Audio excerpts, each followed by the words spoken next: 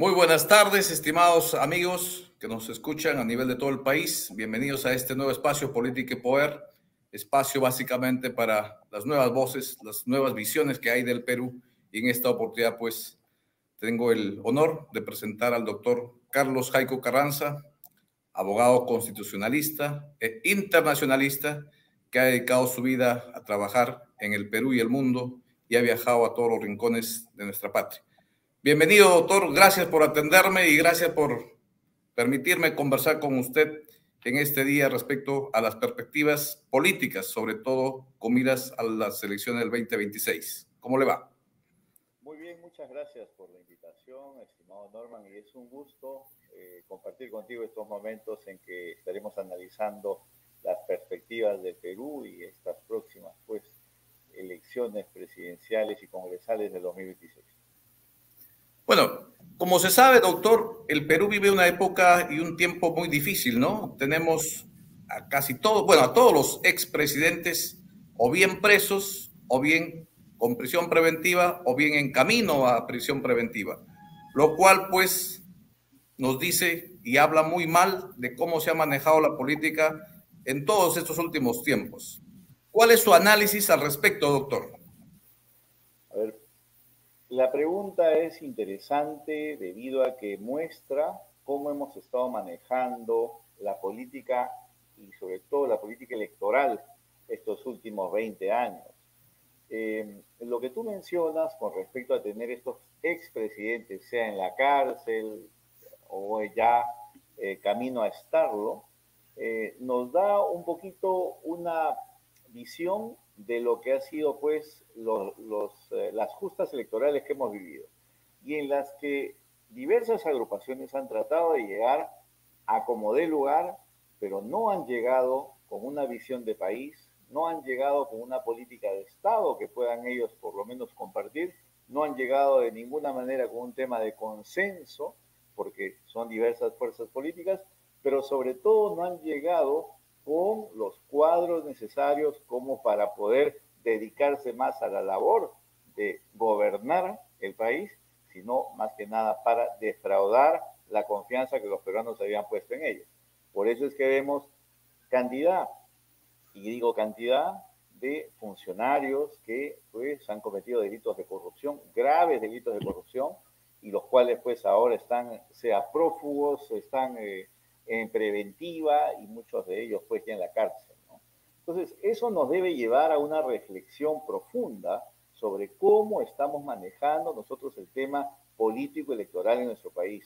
De qué manera estamos nosotros llevando ese insumo que es pues el capital humano a las elecciones y sobre todo quiénes son los elegidos al final, porque son ellos los que van a tomar las decisiones más importantes para el destino de todos los peruanos. Yo creo que ese es un punto importante sobre lo que debemos nosotros discutir y debatir. Y es un debate que de todas maneras se tiene que hacer de cara al 2026. Efectivamente, doctor, yo con usted analizábamos en un momento, creo, en la amplia dispersión y la atomización de los partidos políticos. Creo que tenemos prácticamente más de 30 en carrera que podrían potencialmente llegar a las elecciones del 2026. Y eso nos dice, pues, en términos sencillos, si son 30 partidos, por ejemplo, necesitamos 90 personas que tienen que encabezar una lista presidencial, nada más y nada menos. Y sin embargo, lo que observamos en la realidad es que en muchos partidos se repiten los candidatos presidenciables desde hace más de 2 décadas. Esto habla bien o mal de una democracia que tenga eternos candidatos que, a pesar de perder constantemente, insistan en avanzar sus aspiraciones personales políticas. Bueno, eso habla muy mal, evidentemente. Habla muy mal porque, por ejemplo, nos indica que no hay nuevos liderazgos en estos partidos políticos, que no hay otras personas que puedan asegurar ese renuevo generacional incluso, y precisamente por eso hay una consecuencia de que muchos de ellos dicen, pues aquí no tengo ningún futuro, armo agrupación política, que es lo más fácil. Entonces, también hay un elemento que hay que tomar en consideración y es que muchos de estos cabezas de partido no dan la posibilidad a cuadros de verdad que puedan formar parte pues de una oferta política válida. No lo vemos. Y si ustedes ven, por ejemplo, y analizan, por decir, los partidos políticos más conocidos, pocos son los que tienen, digamos, gabinetes que podrían, si fueran las elecciones hoy, mañana tomar ya, digamos, las riendas del Estado peruano. No lo hay. Entonces, frente a esa ausencia, ¿qué podemos esperar? Si no es la improvisación, el arribismo y sobre todo la corrupción. Y ese es un problema que los partidos políticos hasta ahora no han logrado arreglar, pese a que ellos tienen un mandato constitucional. No hay que olvidar que ellos pues ejercen esa, digamos, ese canal de transmisión y ese filtro a través de lo que les invoca el artículo 35 de la Constitución Política del Estado, ¿no? Entonces, no están haciendo un trabajo, no están ejerciendo esa labor y por tanto la representación que vemos actualmente en el Congreso y en otras instancias, pues es precisamente el fiel reflejo de la ausencia de filtro y de labor política que se hace en los partidos políticos. Alguien comentaba, estimado doctor, el hecho de que si bien es cierto, todos usan y predican la palabra democracia, pero la palabra democracia internamente, sobre todo en los partidos políticos, es la que menos se practica. Hay un problema muy grave en el momento de seleccionar a la gente que verdaderamente amerita, como usted bien lo ha señalado, encabezar una oferta o una propuesta electoral que pueda ser realmente útil para el país, ¿no? Exactamente, eso es lo que se nota, no hay ese tipo de, digamos, de búsqueda por la excelencia, de búsqueda por la meritocracia, de búsqueda por gente que haya por lo menos hecho un camino de vida con una reputación y un honor. No se busca eso. Y es por eso que, como decíamos, hay al final del día tenemos pues esta improvisación. Y para darles un ejemplo, lo que pasó con Pedro Castillo Terrones, por ejemplo, cuando él se inscribió un 30 de septiembre, que eran faltando 6 meses para las elecciones. O sea, prácticamente él no tenía absolutamente nadie que lo acompañara en el gobierno. Y al final, solamente al final, el día 28 de julio y 29, estuvieron viendo quiénes formarían su gabinete, pero él no tenía absolutamente nadie que lo acompañara. Es un ejemplo entre tantos que podemos dar de pues ausencia de esa búsqueda de cuadros y sobre todo compatriotas que puedan asumir esas funciones del Estado. Y esto resulta paradójico, estimado doctor, debido a que, como se sabe, desde hace ya varios años los partidos políticos, sobre todo los que logran tener y pasar la valla electoral, reciben ingentes cantidades de recursos económicos. Y se supone que esos recursos económicos están o debieran ser utilizados en la capacitación, en la atracción de nuevos talentos, de nuevos cuadros, con nuevas visiones que puedan insuflar nueva vida y nueva esperanza a los peruanos. Pero creo que ahí hay otra tarea pendiente muy grande en los partidos que actualmente tienen ese acceso a recursos que son muchos millones de soles, recursos que salen de la plata de los peruanos y recursos que lo financiamos todo lo que pagamos nuestros impuestos. Entonces creo que ahí también hay un tema muy importante y una labor muy grande en la que se tiene que trabajar y supervisar y fiscalizar sobre todo. Una de las muestras precisamente de la ausencia de capacitación que hay en los partidos políticos es de que los candidatos, por ejemplo, que llegan al Congreso, muy pocos tienen idea de lo que es el trabajo parlamentario, por ejemplo, muy pocos. Llegan y evidentemente traen sus asesores y ese es un gran problema, porque al final el asesor sabe más o tiene mejor visión que el propio congresista, lo cual es un grave error.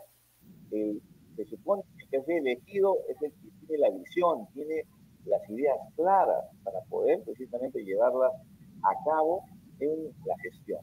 Y para esto se ayuda, evidentemente se asesora de otros, pero es aquí al contrario. Entonces ahí vemos cómo existen estas manipulaciones tremendas en las que al final pues vemos esos proyectos de ley que han salido no se sabe de dónde, pero que son inventos únicamente para llenar pues, las páginas diarias de la Constitución Nacional. Y eso me parece que es un retroceso, un progreso para nuestros compatriotas, sobre todo que necesitan pues, medidas concretas para su desarrollo.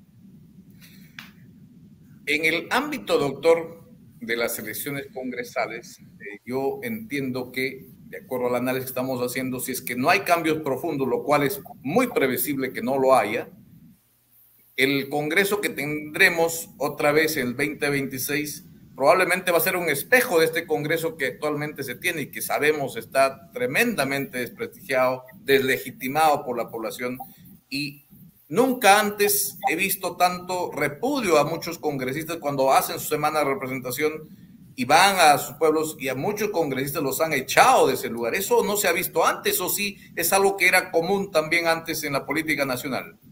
No, no, eso no se veía, evidentemente. Era algo pues, impensable que un congresista vaya a su región y lo maltraten. Al contrario, cuando llegaba a su región era recibido con bombos y platillos. Pero ahora, pues, esta figura de representación que tiene el congresista ya ha decaído bastante, bastante. Pues, y su imagen de congresista ya está totalmente, pues, devaluada. Y eso nos indica de qué manera el congresista no solamente no ejerce la verdadera función que tiene, sino que está bastante alejado de la realidad nacional.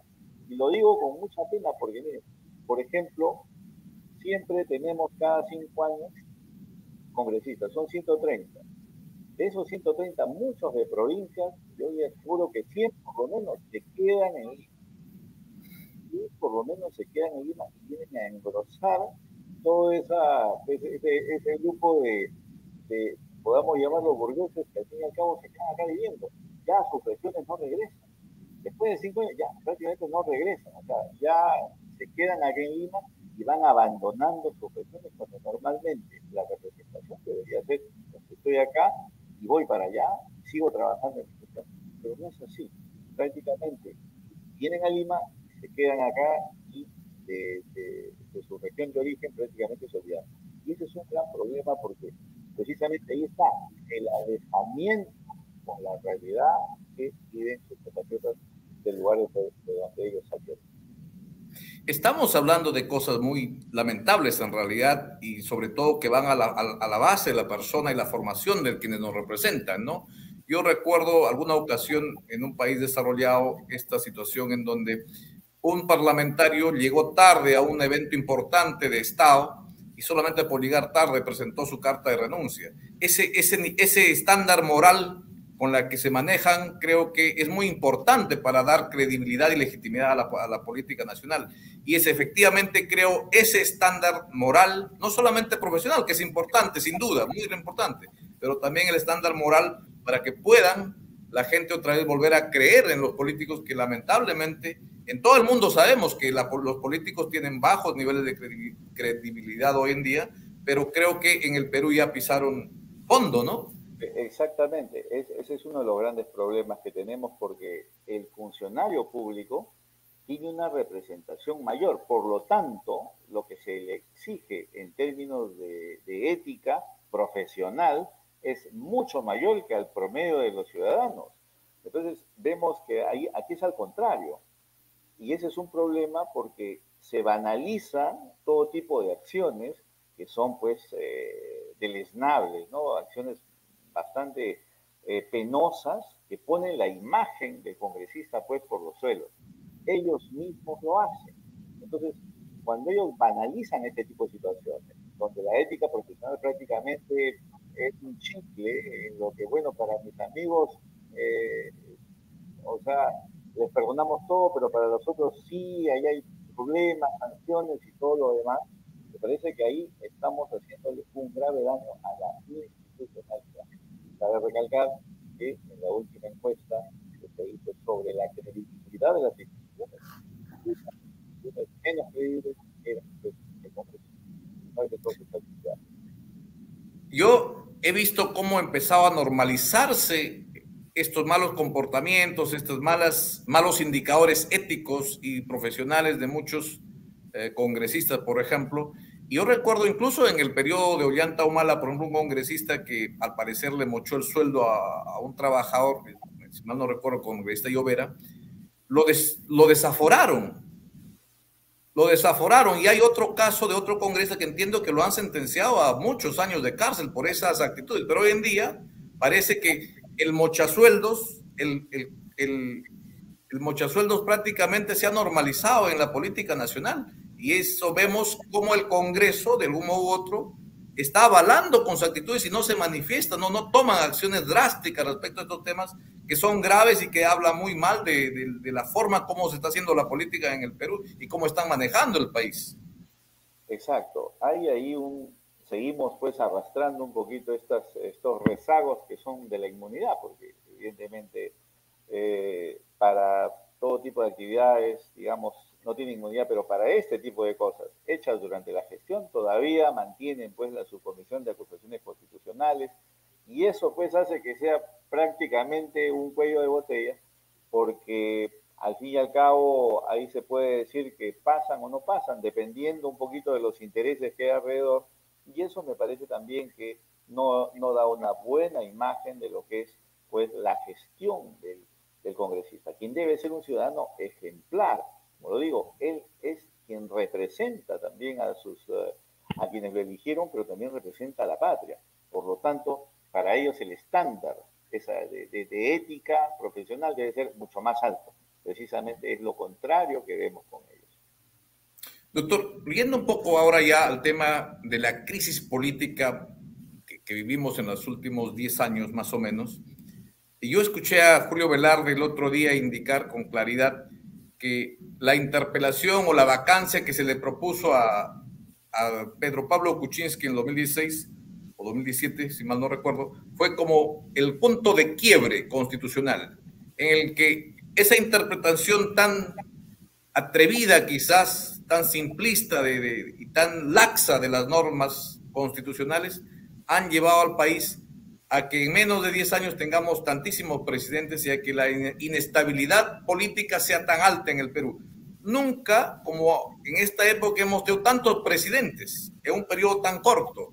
Y creo que eso es un problema muy serio porque envía malas señales a los inversores y porque demuestra de que el país y básicamente la clase política prácticamente está podrida, ¿no? Bueno, es lamentable, pero lo que dijo Julio Velarde en Davos es muy cierto. Desde el 2016 en adelante, prácticamente todo el arsenal, digamos, que teníamos en la Constitución se puso, digamos, a ejecución únicamente para, pues, desestabilizar a un gobierno que estaba empezando. Y ahí está Pedro Pablo Kuczynski y las múltiples veces en que ha tenido interpelaciones, censuras y sobre todo pedidos de vacancia, que al final lograron con esta renuncia que tuvimos. Pero verán, precisamente es eso. No hay que creer que el Perú es el único país que tiene este tipo de instrumentos, o sea, como la vacancia, la interpelación y todo esto. Miren, todos los países en el mundo tienen estos mecanismos. La gran diferencia es de que allá se usa con mesura, con de verdad un fundamento bastante grande, no únicamente por revanchas políticas, porque eso, llevado a nivel de Estado, crea una conmoción institucional de la cual nadie se salva. Y eso es lo que no han medido quienes en su momento fomentaron este tipo de medidas. Eso es lo que no midieron, porque claro, después ya se volvió una costumbre. Ah, pues vacancia, vacancia, vacancia, y lo hemos visto últimamente. Con razón o no, pero se han hecho pues ese tipo de vacancias prácticamente de manera frecuente, ya de manera prácticamente infundamentada, porque al fin y al cabo se sabe, por ejemplo, que la vacancia es una cuestión de votos, ya no es una cuestión prácticamente de fundamento, cuando deberíamos hacer lo contrario. Y ahí el gran problema que tenemos en nuestras instituciones y sobre todo de quienes aplican este arsenal que tenemos en la Constitución, que se podría utilizar, pero como lo digo, con inteligencia, con racionalidad, con proporcionalidad, con todo este tipo de mesura que nos permita, pues, por lo menos guardar la gobernabilidad y la institucionalidad. Desde el momento que usamos estos instrumentos de manera así política, únicamente por revancha, o únicamente por querer sacarnos un enemigo político adelante, es ahí donde toda la institucionalidad sufre y evidentemente pues tenemos estos sobresaltos políticos que hemos conocido en estos últimos 5 años. Yo recuerdo, abonando a esa idea, doctor, que a Pedro Castillo, al presidente Pedro Castillo, que sin defender lo que hizo al final, pero creo que esa denuncia constitucional que se le hizo por unas declaraciones que había hecho respecto al tema de Bolivia, le iniciaron un proceso de vacancia, así de fácil, así de simple, así de nimio. Lo relativizaron tanto que evidentemente fue una muestra clara de cómo es de que este mecanismo útil y necesario que la democracia exige que tiene, se ha distorsionado y se ha usado y se ha servido simplemente últimamente para fines personalísimos y netamente para el sicariato político, ¿no? Así es, eso es lo que se ha hecho, lo cual hace de que al fin y al cabo estas instituciones pierden su esencia, pierden, se banalizan tanto que al final pues hablar de vacantes como de puede hacer cualquier problemita, y eso no puede ser. Toda institución en la Constitución tiene un fundamento, pero este fundamento una vez más debe ser usado con la respectiva mesura, sobre todo mirando el panorama político, nuestra gobernabilidad, la estabilidad del país, no pues simplemente sacarlo de manera, digamos, por sacar, porque se nos ocurrió o porque hay un tipo de revancha política que hay que llevar adelante. Me parece que eso es nefasto para la democracia. Doctor, y analizando todos estos componentes, partidos políticos ineficientes, cascarones básicamente, que improvisados, y no viendo tampoco que la prensa nacional dé espacios, por ejemplo, espacios importantes a nuevos personajes, creo importante pues un espacio como este o como muchos otros están abriéndose en donde puedan los peruanos poder escuchar a nuevas voces, nuevas visiones, porque creo que eso es el camino hacia adelante, empezar un diálogo nacional amplio y importante con gente que conoce, con profesionales capacitados, porque creo que ahí viene otro problema, que hoy en día cualquier persona que mira al aspecto político lo ve como un botín y por lo tanto cualquier persona o se cree presidenciable o cree que puede ser congresista, cree que puede ser alcalde, simplemente porque una mañana se levantó animoso o soñó bonito, pero no porque realmente durante su vida profesional se formó, se preparó para poder trabajar y gobernar con todas las reglas de la gestión pública moderna. Exactamente, Norman, en eso has puesto un punto muy importante porque ahora tenemos más de 30 partidos políticos que van a llegar a estas elecciones. Y yo quisiera decirles a través de esta plataforma que deben mirarse en el espejo de los que ya están en la cárcel. ¿De acuerdo? Que la gestión pública no es improvisar, que no se trata de llegar con algunas ideas y eslogans que por ahí el asesor político da para lanzar y ganar. Eso es falso, eso es mentira. Y quien lo esté haciendo es un irresponsable. ¿Por qué? Porque al final, cuando llegue, haga mal las cosas, el único destino que va a tener es la cárcel. Entonces, yo pienso que parece que aquí no estamos entendiendo el mensaje de todos estos procesos penales que tenemos de expresidentes y no estamos entendiendo el mensaje. Señores, están en la cárcel porque han cometido delitos de corrupción y ustedes lo pueden cometer, ¿no? Por acción u omisión, lo pueden cometer. Entonces, mucho cuidado, todos aquellos que se presenten, la función pública y sobre todo gobernar un país como el nuestro, con todas sus dificultades y con todas sus bondades, pues hay que prepararse, hay que ser serio, hay que ser constante, hay que ser visionario, hay que tener una labor política importante. No se trata aquí de venir a improvisar. Y a ustedes les digo, ese es el futuro que les espera. Lo que están viendo aquí de políticos en la cárcel, gobernadores prófugos en la cárcel, alcaldes también, ese es el futuro que se espera si no toman estas cosas que suceden. Al Perú se le toma en serio. Ya basta ya de este tipo de arribismos y todo tipo de improvisaciones. Creo yo que este asentamiento también es un punto de quiebre en que estas personas van a tener que tomar mucho más en serio su actividad política. Excelente, doctor. Yo le agradezco su tiempo. Sé que es una persona muy ocupada, que tiene múltiples compromisos. Yo le agradezco que me haya acompañado en estos minutos para hablar sobre temas de relevancia nacional, hablar de temas en serio y desde la experiencia que lo acompaña y del conocimiento de conocer el Perú, no solo en el libro, sino caminando y visitando los lugares del Perú profundo. Yo le agradezco y quizás quisiera dar unas palabras finales. Yo sé que usted es una persona optimista por naturaleza, así que palabras finales y agradeciendo una vez más su presencia. Gracias. Gracias, Norman. Yo creo que acá tenemos una gran oportunidad. De cara al 2023 tenemos una gran oportunidad. Sobre todo, ahora yo quiero lanzar el llamado a dos participantes importantes en estas justas electorales. Primero, los partidos políticos. Más responsabilidad, más llamado a cuadros, más formación de cuadros, porque ellos serán los que van a tomar esas grandes responsabilidades del país. Ese es un punto importantísimo. Pero también al ciudadano. El ciudadano ya no puede dejarse llevar únicamente por eslogans, únicamente por encono hacia una persona o hacia un candidato. Vean su plan de gobierno, no se dejen llevar por las emociones, estudien bien, tomen el tiempo de ver qué candidatos pueden sacar al país del retraso que tenemos, porque de verdad somos un país pleno de riqueza, pleno de recursos que podríamos pues avanzar mucho más rápido si tuviésemos una gestión pública ideal. Frente a eso, quiero decirles que guardamos todas las esperanzas y aquí estamos como hombres de Estado para apoyar el desarrollo de nuestro país.